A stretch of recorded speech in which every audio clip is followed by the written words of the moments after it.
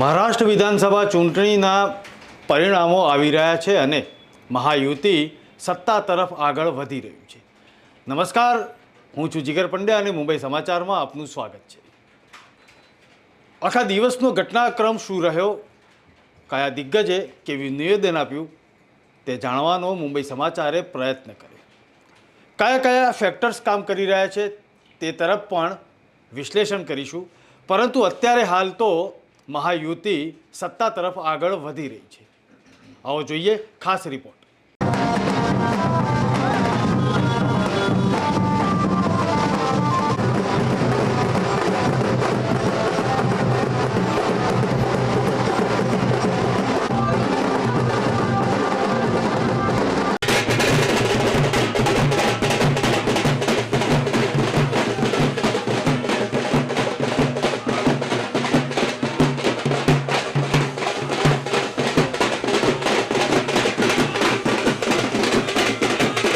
મહારાષ્ટ્રમાં 20 નવેમ્બરે આયોજિત વિધાનસભા ચૂંટણીમાં 288 બેઠકો પર 65% વધુ મતદાન થયું હતું. મહારાષ્ટ્રના ચૂંટણી વલણો પ્રમાણે ભાજપની આગેવાની ધરાવતી મહાયુતિને 210 बहुमति મળી ગઈ છે. क्या बीजेपी के सीएम पद के ऊपर कोई भी विवाद यहाँ नहीं होने वाला, क्योंकि पहले दिन से ये तय है कि चुनाव जब संपन्न होगा तो चुनाव के बाद तीनों पार्टियां मिलकर इसको तय करेगी. हमारे नेता आदरणीय होम मिनिस्टर साहब ने प्रेस कॉन्फ्रेंस में ये बहुत स्पष्ट शब्दों में बताया है कि चुनाव के बाद तीनों पार्टियां बैठेगी और इसका निर्णय करेगी. अभी मैं ऐसा मानता हूं कि हमारे एकनाथ शिंदे जी उनके पार्टी के अध्यक्ष हैं, अजित पवार जी उनकी पार्टी के अध्यक्ष हैं और साथ में हमारे पार्टी के जो राष्ट्रीय अध्यक्ष हैं उनको आज मैं महाराष्ट्र के तमाम मतदाताओं को बहुत बहुत धन्यवाद देता हूँ, उनका अभिनंदन करता हूँ, क्योंकि ये विक्ट्री जो है ये लैंडस्लाइड विक्ट्री है. ये मैंने कहा था कि महायुति को थंपिंग मेजॉरिटी मिलेगी और इसीलिए मैं तमाम मतदाता जो है, मेरी लाडली बहनाओं को मैं धन्यवाद देता हूँ, लाडले किसानों को मैं धन्यवाद देता हूँ और लाडले हमारे भाई हैं, लाडले सीनियर सिटीज़न हैं, सभी वर्ग जो है सभी वर्ग को मैं धन्यवाद देता हूँ कि उन्होंने ऐसी विजयश्री प्राप्त कर दी है कि न भूतो न भविष्य तो ऐसी विक्ट्री जो इस बार मिली है. जो 2-2.5 साल हमारी महायुति ने काम किया है, ये महायुति ने जो काम किया है उसके काम के ऊपर ये जनता ने शिक्का मुर्तब किया है, काम को तवज्जो दिया है, प्राथमिकता दी है और इसीलिए महायुति को इतनी बड़ी जीत हासिल हुई है. इसलिए मैं महायुति के पूरे महाराष्ट्र की जनता को तो धन्यवाद देता ही हूँ, उनका स्वागत करता हूँ, लेकिन महायुति के सभी कार्यकर्ताओं को भी धन्यवाद देता हूँ.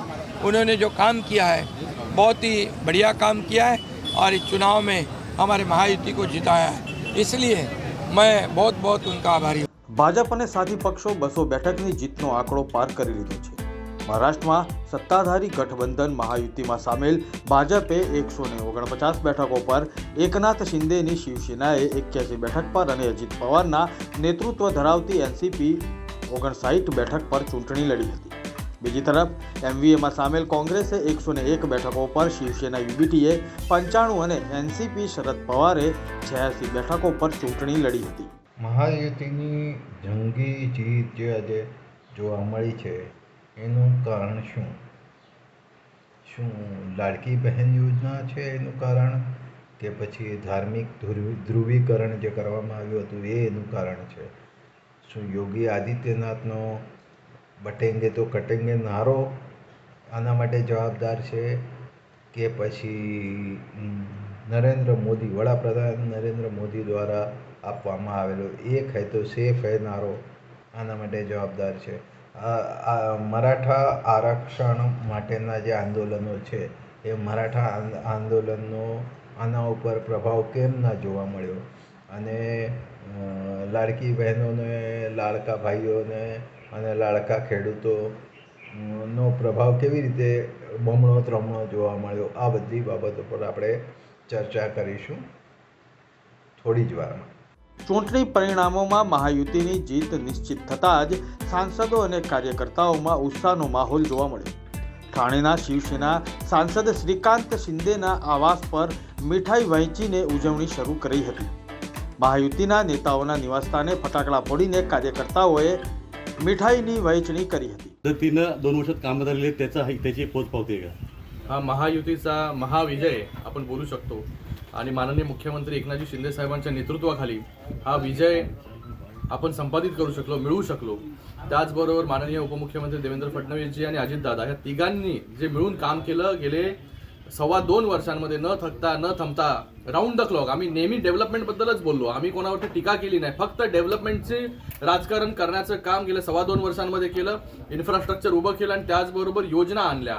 मुख्यमंत्री लाडकी बहीण योजना ज्या प्रकारे हिट झाली त्याचा आपल्याला रिझल्ट पाहायला मिळतोय. पण मुख्यमंत्री माझ्या लाडकी बहीण योजना याला एक किनार आहे, शासन आपल्या दारी. हे देखील विसरून आपल्याला चालणार नाही की शासन आपल्या दारी याच्या माध्यमाने 5 कोटी लोकांपर्यंत थेट शासन पोहोचलं.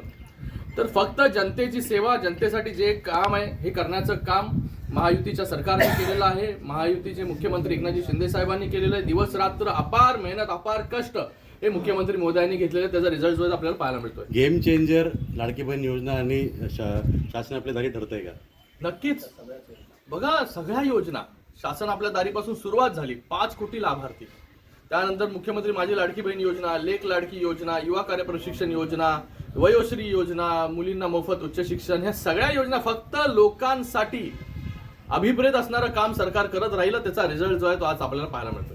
साहेब, आपण संपूर्ण महाराष्ट्र विचार केला तर जो मतदान आहेत जे त्या दिवशी महिलांची संख्या मोठ्या संख्येने जास्त होती आणि तीच संख्या जी आहे त्या आज मतांच्या रूपाने दिसते. लाडक्या भावावरती प्रेम करणारे ज्या बहिणी आहेत त्या बहिणी मोठ्या संख्येमध्ये बाहेर निघाल्या, कारण की कोणीतरी पहिल्यांदा त्यांच्याबद्दल विचार केला, त्यांना सक्षम करण्याचं काम केलं आणि मला वाटतं मताच्या रूपाने परतफेड करण्याचं काम लाडक्या बहिणींनी केलं. त्यांचं पण खूप खूप धन्यवाद व्यक्त करतो. मी सगळ्या महिला वर्गाचा धन्यवाद व्यक्त करतो की मोठ्या संख्येमध्ये आपण मतदान केल्यामुळे मतदानाची टक्केवारी देखील वाढली आणि आता लँडस्लाइड विक्टरीकडे म्हणजे आपण वाटचाल करतो. जीत की अपेक्षा तो हमेशा थी.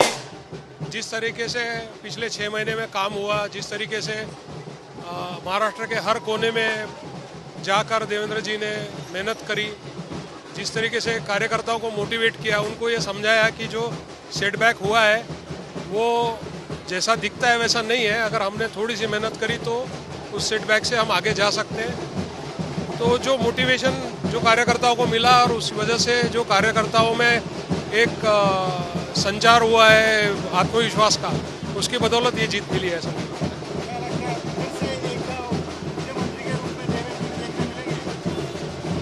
सभी कार्यकर्ताओं की और फैमिली मेंबर्स की तो इच्छा यही है कि देवेंद्र जी फिर एक बार महाराष्ट्र के चीफ मिनिस्टर बने.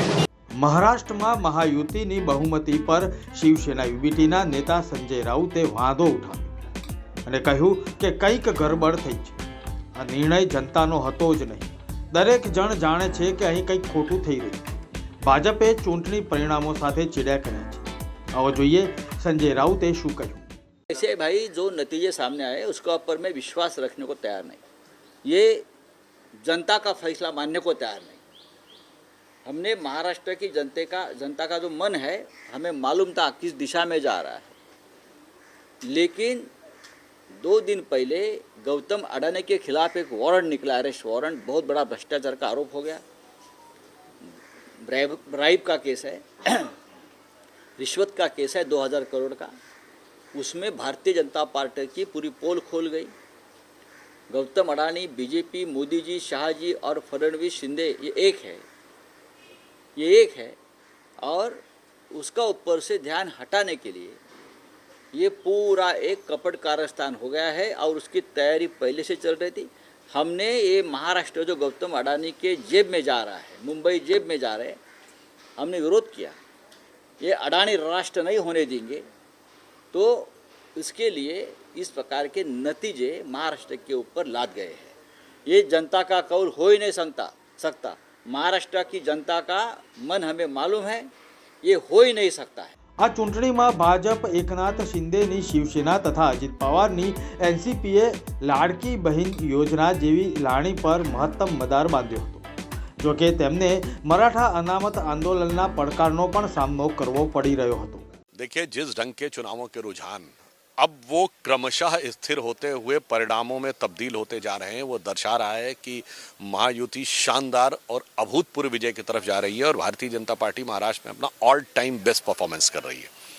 और यहाँ पे मैं कहना चाहूँगा कि इसका मुख्य कारण मैं मानता हूँ कि महाराष्ट्र की सरकार के द्वारा किए गए शानदार विकास कार्य, चुनाव के दौरान भारतीय जनता पार्टी का संगठन और सहयोगी दलों के कार्यकर्ताओं के द्वारा की गए अथक मेहनत और उसके साथ साथ प्रधानमंत्री श्री नरेंद्र मोदी जी के प्रति जनता के मन में जो विश्वास है और जो श्रद्धा का भाव है, उसने मिलकर ये वातावरण बना। ભાજપે સમગ્ર ચૂંટણી ચર્ચાને એક દિશામાં વાળવા માટે બટેંગે તો કટેંગે અને એક હે તો સેફ હેના ચૂંટણી નારા આપ્યા હતા અને તે સફળ થયા છે તેવું વિરોધ પક્ષના નેતાઓ કહી રહ્યા છે।